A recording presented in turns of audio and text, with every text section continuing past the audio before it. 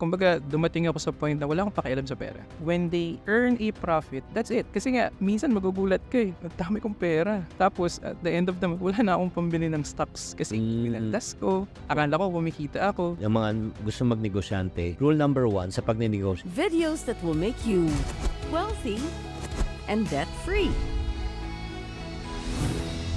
Sa puntong ito, makakasama po natin ang Iponari of the Week. Siya po ay 36-year-old owner of Kilya Label Shoes PH. Let's welcome Eunice Kilantaan. Paano ka ba nagsimula? Nag-start kasi kami magnegosyo. I used to be a skateboarder. I used to represent Philippines before. Then, of course, nag-aaral, estudyante.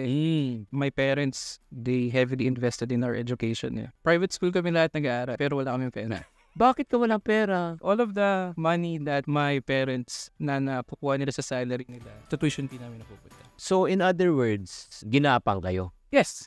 Uutang yung father ko para may pang tuition sa amin. So, paano naman nga nagsasurvive? Di ba? Ang hirap din nun. There's an exchange, of course. There's always gonna be an exchange, no? We are studying in a private school, pero wala kami nung mga magkarbong mga bagay-bagay. So, in other words, tumaan din pala kayo sa hirap? Yes. During that time. Kaya lagi ko sinasabi sa mga employees namin na whatever it is na naranasan nyo, I think much worse pa yung naranasan ko nung bata ko. Siyempre, wala kang pera nung kayo ay lumalaki. Feeling deprived. Yes, of course. Oo. So, nung ikaw ay graduate, nagtrabaho. Nagtrabaho, but also nagsa-sideline na sometimes pagka nananalo sa mga competition, I get money. Oo. So, yun yung unang source of livelihood mo nung nag-skateboard ka.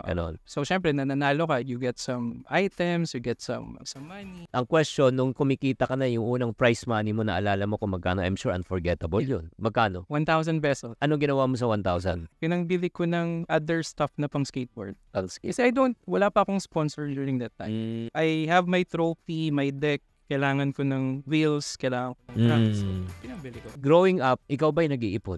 Yes. Nag-iipon ako, pero most of the time, ginagastos ko din. Ano yung pag may nakita ka, yung parang bibilin mo agad, parang ganun? Nagkaroon ako ng ganyang phase, especially when I got income coming in. Kasi nga, dahil wala lang talaga kaming option during that time. Sa palagay mo, ano yung yung mga nagastos mo dati na pinagsisihan mo? May mga times, even 100,000 pesos yung amount, I just buy it, ganun lang. And then, grabe, i-stock lang namin sa bahay. Those are some learnings na na-realize ko, no? When we encounter a certain problem, ang dami nating perang nawala, tapos naging parang basura lang sila at na end of the day. Paano nagbago naman yung pananaw mo at sinabi mo mukhang may mali na ito at kailangan ko na magbago? So, na-establish namin kasi yung business before. Una, online lang siya. Around 2017, 2018. So, nagbebenta ako ng mga skateboard, ng mga apparels about skateboarding. So, meet up, papadala ko, ship. Doon ko na-realize na the true value of money, kailangan you really need to understand saan napupunta siya. Kasi most of the time, no, sa mga nagninegosyo, akala nila when they earn a profit, that's it. Kasi nga, minsan magugulat ka eh. Ang dami kong pera. Tapos, at the end of the month, wala na akong pambili ng stocks. Kasi pinandas ko. Akala ko kumikita ako. Yun po yung sinasabi po ni Eunice ng mga gusto magnegosyante. Rule number 1 sa pagnenegosyo, hiwalay ang perang negosyo, perang personal. Kasi nga minsan, pag pumapasok ang pera, akala mo ang dami mo ng pera. Pero actually, may mga babayarin ka ng mga supplies, kuryente, tao, lahat. Ano pa yung na-experience mo? So, we do not hire artista to promote our brands but medyo organic. We get people na kilala sa community, we sponsor them, we sponsor kids. Medyo naging sobrang luwag ko din sa Manila. Kasi nga, I'm earning this much on this side, I'm earning this much on this side. Kumbaga, dumating ako sa point na wala akong pakialam sa pera. Kasi alam ko at the end of the month, I have this amount. Umabot na siguro sa 25, 26, yung pinaka-peak na ini-sponsor na namin ng mga bata. And they can just go to our stores or just request to us by, wala lang, parang kukuha lang sila. And without me auditing it, without me checking na wala na palang stock, nalulugi na pala tayo.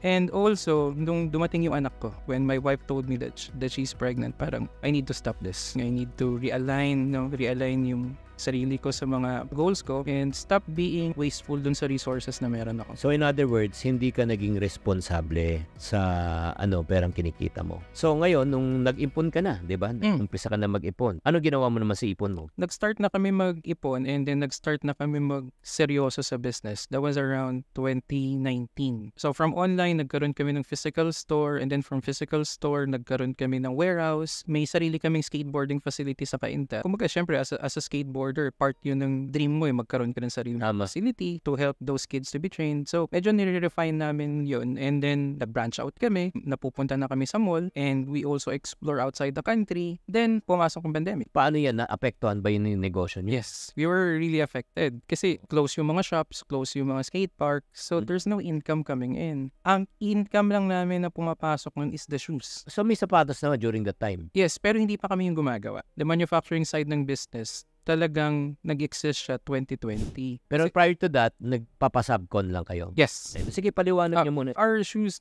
so part nung business tung 2020 during the pandemic, naalala ko yung dream ko ng bata ko. Kasi nga, diba, dahil deprived kami on some stuff. Sabi ko, if ever magkakaroon na ako ng pera, gusto kong magtayo ko ng sarili kong factory ng sapatos. Timing, dahil yung supplier namin, so sarado sila, then maraming mga tao sa pandemic, naubos yung stock namin for the whole year. Wala nang gumagawa. Kasi nga yung buying behavior ng mga tao during pandemic dahil siguro bored sila. Bili sila ng bili. Wala kaming maisupply. So sabi ko kay wife, I think this is the time now na tayo na yung mag-create ng sapatos natin. Kasi number one, hindi natin makontrol yung quality. Hindi natin makontrol yung design. Kunyari, design natin ganito, ang lumalabas iba. It's not our production. Tama.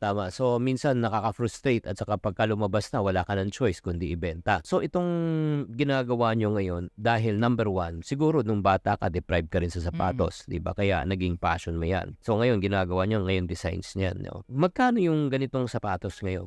So this range around 2,600. So this is built and made 100% in the Philippines.